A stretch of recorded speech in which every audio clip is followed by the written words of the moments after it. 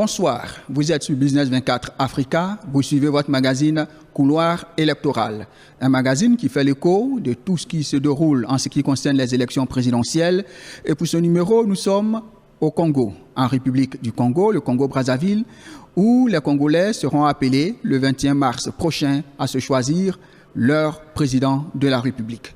Dans ce numéro, nous parlerons de la diaspora, nous parlerons du développement économique du Congo et surtout les opportunités d'investissement. Évidemment, de plus en plus de Congolais de la diaspora rentrent dans leur pays et nous allons en parler dans ce numéro. Je suis avec M. Marc-Alain Monteau. Il est de la diaspora congolaise. Il a effectué le retour au pays et il va nous dire pourquoi. Il va nous dire l'espoir qu'il met dans la candidature du candidat DSN, c'est-à-dire le candidat président Denis Sassou Nguesso. Alors, M. Marc-Alain Monteau, bonsoir. Bonsoir, Richard. Vous êtes consultant en business développement, vous êtes de la diaspora congolaise, vous êtes de retour dans votre pays. Qu'est-ce qui vous a poussé à revenir en République du Congo? Déjà, merci de me recevoir sur ce plateau, c'est un honneur pour moi. Et j'aimerais dire plutôt que revenir au Congo a été une décision personnelle, mûrie, parce que notre pays aujourd'hui est en train de faire face à de nombreux challenges. Et face à ce challenge, je pense que tous les fils et toutes les filles du Congo doivent pouvoir mettre la main dans la pâte pour amener le pays à se relever. Vous savez que ces dernières années, le monde a été frappé par beaucoup de crises multidimensionnelles, encore la récente, celle du Covid-19, et notre pays n'en a pas été épargné. C'est pourquoi je pense, et j'ai pensé en toute responsabilité, qu'il était important de venir au pays pour pouvoir se joindre à ce qui se fait déjà, pour amener notre pays à aller de l'avant. Et je pense que hier étant de la diaspora et aujourd'hui étant revenu au Congo, en termes de partage, nous avons beaucoup de choses à faire ensemble. Alors, la diaspora congolaise, est-ce qu'elle est dynamique? Bon, il faut préciser, la diaspora congolaise de France, moi je viens de la diaspora congolaise de France, oui, le dynamisme, il faut l'apprécier en fonction de ce qu'on recherche. Parce qu'il faut se poser les premières questions, c'est de savoir pourquoi les Congolais vont à l'étranger, pourquoi les Congolais vont habiter à l'étranger, quelle est leur mobile, quelle est leur motivation en habitant à l'étranger. Et derrière ça, on peut apprécier le dynamisme. Mais je dirais quand même que les Congolais de l'étranger font beaucoup de choses au pays, ici, ne serait-ce qu'en soutien social à leur famille déjà, et en développant aussi certaines activités économiques ou des activités, des business de proximité. On voit beaucoup de Congolais de l'étranger aujourd'hui avoir des taxis, des bus, ou encore se mettre dans l'immobilier. Donc je pense que la diaspora congolaise fait quand même des choses. Mais il est important, je pense plutôt, d'optimiser la relation entre la diaspora congolaise et leur pays de retour. Et optimiser cette relation, moi je verrais plutôt en termes de ressources humaines.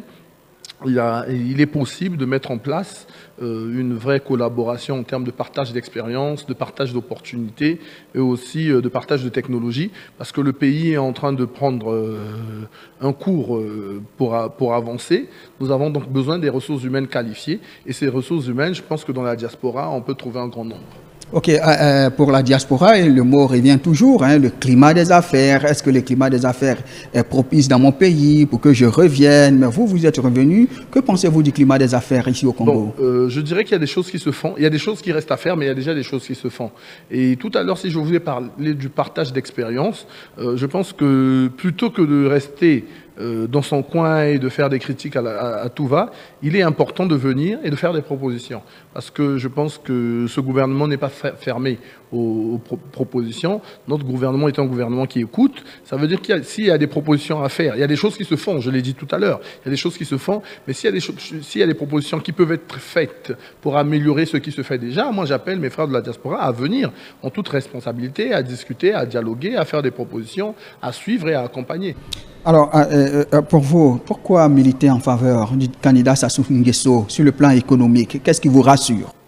Comme je vous disais tantôt, le président de la République, le président candidat Denis Sassou Nguesso propose aujourd'hui un projet de société très ambitieux. Et le volet 2 du projet de société du président m'a personnellement intéressé parce qu'il place en priorité la diversification de l'économie et la création des emplois. Alors, il y a des réponses concrètes qui ont été apportées. Je vais vous en citer en exemple. La redéfinition de la politique fiscale, par exemple, la mobilisation des ressources budgétaires, par exemple, ou l'optimisation de l'exploitation, par exemple, des ressources naturelles. Donc il y a des choses spécifiques qui ont été proposées, qui, à mon sens, sont suffisamment pertinentes pour pouvoir se joindre à ce qui est en train d'être fait. Parce que cela ouvre, en fait, cela prouve à suffisance que les 5 prochaines années, si le président de la République est réélu, il y aura des choses à faire, tant en termes d'investissement qu'en termes de levée des capitaux étrangers sur la République du Congo. Ça veut dire que toutes ces choses qui ont été proposées supposent qu'il y aura une vraie attractivité économique sur le pays. Et donc, nous pensons qu'il est important de prendre part à cela. Le candidat président Denis Sassou Nguesso veut sortir de la malédiction de l'or noir, ou du moins la bénédiction du pétrole, mais avec la chute des cours du baril du pétrole, il veut diversifier l'économie, comme vous l'avez dit, pour s'intéresser à l'agriculture. Pour vous, c'est un bon choix. L'agriculture peut être porteuse. Oui, l'agriculture est un secteur porteur, ça on ne se le cache pas. Vous savez que notre continent est en train de connaître un développement démographique fulgurant. Dans 30 ans, l'Afrique sera le continent le plus peuplé du monde. Ça veut dire que c'est une opportunité de marché, mais c'est aussi une menace dans ce sens que si nous ne sommes pas capables de nourrir les Africains, ne sont pas capables de les soigner ou de les éduquer, ça peut constituer une vraie menace. Donc la demande alimentaire sur le continent sera très importante dans les prochaines années, et il est important qu'aujourd'hui le Congo puisse déjà se lancer dans ce grand programme agricole pour d'abord répondre à la demande locale en termes de denrées alimentaires, et après pouvoir, pourquoi pas, exporter. Ok, M. Marc Alain, vous êtes revenu. Je voulais dire. M. Marc Alain, vous êtes revenu au pays. Si votre candidat, le candidat président, est réélu, qu'est-ce que vous aimeriez bien voir changer en République du Congo? Ce que j'aimerais voir changer en République du Congo, si le candidat est réélu, c'est déjà le dynamisme en termes d'entrepreneuriat. Vous savez, l'entrepreneuriat est une culture. Aujourd'hui, je pense que le président, d'ailleurs, l'a compris, parce qu'il manifeste une vraie volonté politique dans ce sens. Il suffit d'écouter ses discours, comment il incite aujourd'hui, même dans l'arrière-pays, il incite à l'entrepreneuriat, il incite à plus de dynamisme économique, plutôt j'allais dire. Et ce que moi j'aimerais voir aujourd'hui, c'est le développement de la culture entrepreneuriale au Congo. Il faut des nouveaux entrepreneurs. Il faut un leadership entrepreneurial. Il faut inciter à entreprendre. Il faut inciter à créer de la richesse. Donc voilà la vision personnelle que moi je souhaite avoir, et je suis sûr qu'il trouvera satisfaction si jamais le candidat président Denis Sassou Nguesso est réélu. On voit que vous fondez beaucoup d'espoir en cette réélection. Hein. Notre entretien tire à sa fin. Et quel est votre dernier mot, notamment à l'endroit de tous ces Congolais qui vivent en Europe, aux États-Unis, partout dans le monde? Moi, ce que je veux dire aux Congolais, c'est que notre pays fait face à de grands challenges, à d'importants challenges, et nous avons besoin de tout le monde pour le reconstruire. Il y a des choses qui ont été faites, qui sont peut-être appréciées insuffisantes par certains, mais je pense qu'il y a encore des choses à faire. Aujourd'hui, avec le président Denis Sassou Nguesso, qui est un homme d'expérience, nous pouvons conjuguer nos ambitions avec un homme d'expérience, c'est-à-dire que nous portons des projets, nous portons des rêves, nous portons des ambitions, nous avons envie de les matérialiser, nous voulons faire avancer le Congo.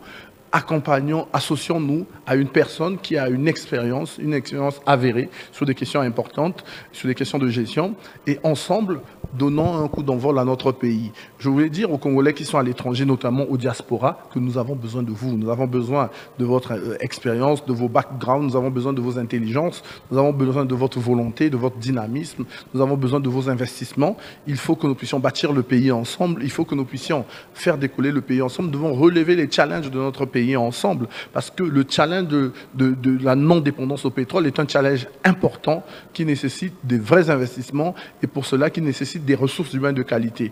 Nous pensons que tous ceux qui, d'une manière ou d'une autre, ont une expérience à faire valoir, tous ceux qui, d'une manière ou d'une autre, ont un background à apporter, il est important qu'ils puissent se joindre à nous, qu'ils puissent venir au pays, et ensemble nous allons travailler à ce que notre pays aille de l'avant.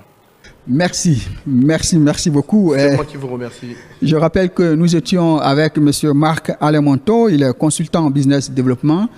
C'est un Congolais de la diaspora, il est revenu récemment dans son pays et vous l'aurez compris, il met beaucoup d'espoir dans le candidat Denis Sassou Nguesso. Merci de nous avoir suivis, c'était votre magazine Couloir électoral. Nos programmes se poursuivent.